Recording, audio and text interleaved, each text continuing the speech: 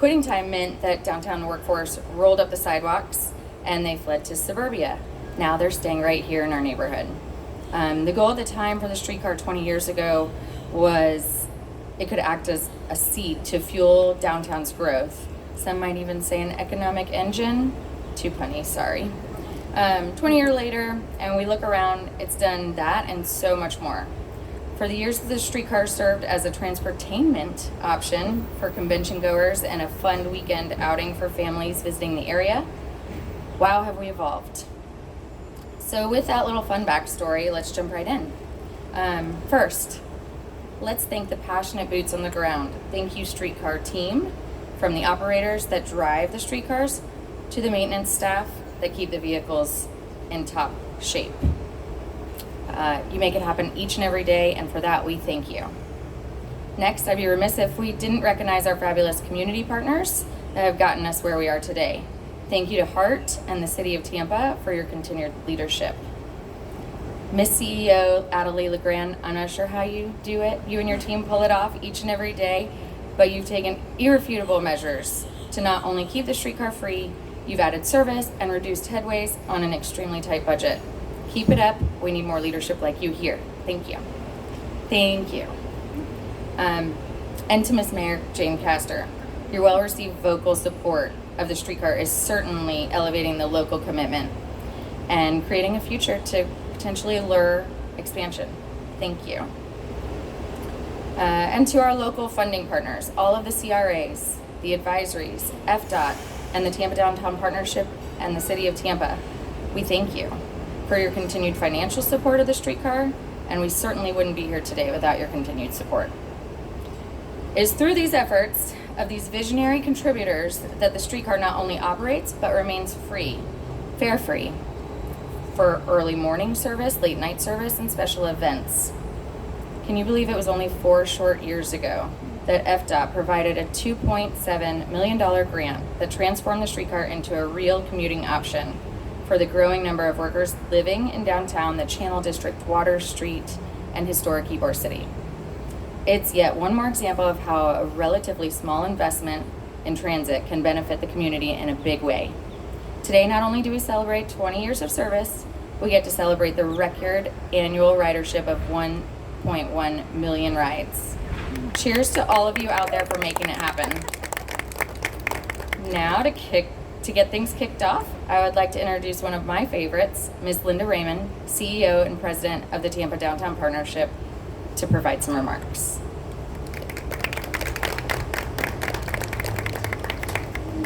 Thank you, Abby. It's so good to be here in the middle of downtown Tampa and with all of you today. Thank you for coming out for this. As Abby said, the streetcar has really been an iconic part of our Tampa for so many years, 20 years now, and we're so happy to be celebrating them today. Think about all the amenities that you see when you ride the streetcar from our historic Ybor City all the way into downtown. You go through the Channel District, you go through Water Street, you pass by the Tampa Bay History Center, the aquarium. Here we are in front of the beautiful convention center, all the hotels, museums. There's so much to see along the way, and you can hop on, hop off, go to all the amenities, and go on our beautiful walk along our river walk. How great is that in this wonderful weather that we're having today? So just want to thank all of you for being here today and reiterate what Abby said with our partners, Hart, the city, FDOT, and of course the streetcar board and Mayor Jane Castor. I would be remiss if I did not mention that we are also doing the Winter Village Express starting in November, which is in conjunction with the Winter Village going on in Curtis Hickson Park. So I welcome all of you and invite you to come out and ride the streetcar on Sundays throughout the holidays. Bring your family, bring your friends. There's entertainment on the streetcar. It's decorated for the holidays. There'll be refreshments, and it'll be a great, great time. You can get more information at wintervillagetampa.com, and in everything going on in downtown Tampa, go to tampasdowntown.com for more information. Thank you. Am I supposed to introduce someone? I think I'm introducing Michael English from the Streetcar Board. Michael.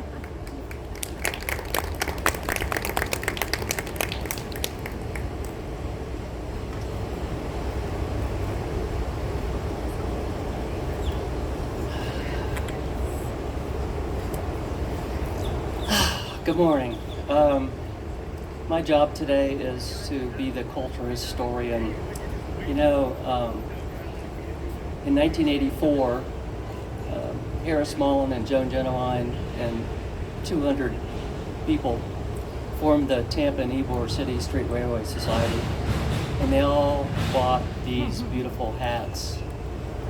It's hard to believe that I've been involved since 1986 in all of this. It's been a pleasure, but it's been amazing. The Streetcar Society worked very hard to bring the streetcar to fruition. It took a great mayor, Dick Greco, to make it happen. When he was elected, we sat down with him and pitched the idea, and he said, "I'm in. What's it going to cost me?"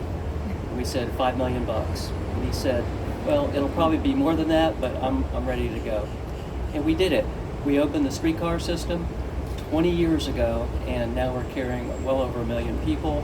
And thanks to a serious city administration, a brilliant transportation planning staff, we have plans to move forward and to extend that streetcar.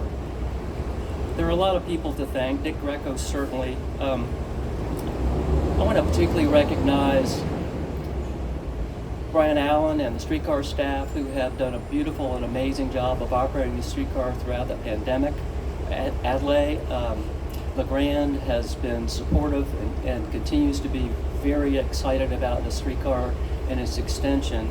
So I also want to be sure that David Gwynn is recognized. He's the DOT secretary, the most creative we've ever had, and he's really responsible for the money that has been provided that really gave us the boost we needed.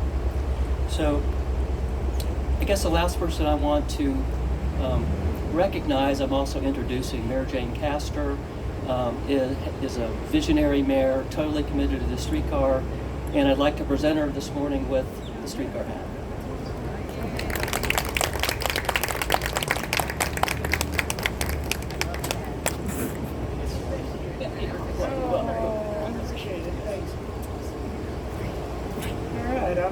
That's wonderful.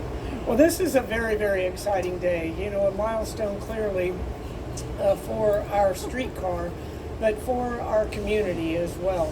And I'd like to think, I know a lot of the people out in the audience are really responsible for this. And not only the current streetcar route, but our expansion that we hope to have moving along here in very short order. But I would like to thank those individuals that have worked so hard on this. The Streetcar Board, thank you Abby, thank you Michael, and to everybody who has put their blood, sweat, and tears into this through the years, the past 20 years, and for the vision of the future. And then those sponsors as well, talking about Adlai LeGrand and Hart, what they have done to keep this streetcar moving and on time, reliable each and every day, making it more available through extended hours and extended events as well. And then also to David Gwynn, I share your opinion, Michael, that he certainly is a visionary, and his heart and soul is in this particular region that he oversees. We are looking at extending the streetcar. It's a plan that we've been working on for quite some time, many years, too many years now. But one of the issues, which is always a sticking point, is the funding. Where is that funding going to come from? And David Gwynn has been gracious enough with FDOT to provide us with over $67 million to be able to extend the streetcar. The downside of that is the city of Tampa has to provide a match for that. Where do we get that funding? Well, we were counting on the transportation referendum to be able to provide that funding. And it's one of the areas that the community, I think, is woefully underinformed on. And that is especially with the millions of dollars that are coming down in grant funding from the federal government, that we as a community and as a region are going to miss out on hundreds of millions of dollars of grant funding because we don't have the necessary matches to be able to obtain that funding. And that really is a shame for our community to be able to move ahead. As many of you know, our focus, our administration's focus is on affordable housing, on providing transportation solutions, and also on workforce development. Well, if you look at the streetcar, it plays a pivotal part in all three of those.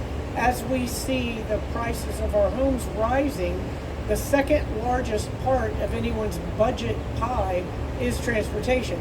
So you take that off of the budget plate in the form of a free streetcar, you have more funds to put towards your home. And then also with workforce development, if people can readily access their high-paying jobs, skilled jobs that we're providing the training for and making those jobs available in this area, then you take that transportation need off of their plate as well.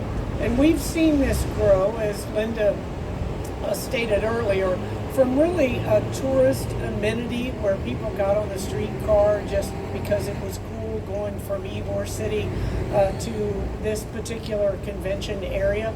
But now it is a viable form of transit. People are taking this to and from work, taking it to entertainment venues and so forth. And we need to ensure that we extend it. And it's not just my opinion, the numbers bear this out. We are number 2 for ridership in the country for a streetcar behind Kansas City. And I like to say, you see what we did to them in the Super Bowl, although I can't really say that anymore with our Bucks. But we are moving ahead. And we had the best September in the entire streetcar's history this last September. Almost 76,000 people rode the streetcar. That is commendable. And we need to make sure that we continue to expand not only the services that we currently have, but that we continue this streetcar down Florida Avenue, up Palm, and back around Tampa Street so that we can connect the entire area. And then from there, we will take bus rapid transit east and west to East Tampa to West Tampa, and then north all the way out to USF. We have got to start moving on our transportation solutions for our community. In order to be successful, we've got to provide those reliable solutions. So I thank all of our partners. I thank FDOT and David Gwynn. I thank Hart and Adley LeGrand. I thank the Streetcar Board for all of your hard work. Linda and the Downtown Partnership, everybody that has had a part in this today. I thank you for it, and we're very, very excited. I'm excited to be able to wear my streetcar hat. Haven't had a hat since I was at the police department, but also very excited to be able to unveil the slogan for the 20th anniversary, and I think we're getting ready to do that now. All right, thank you all very much.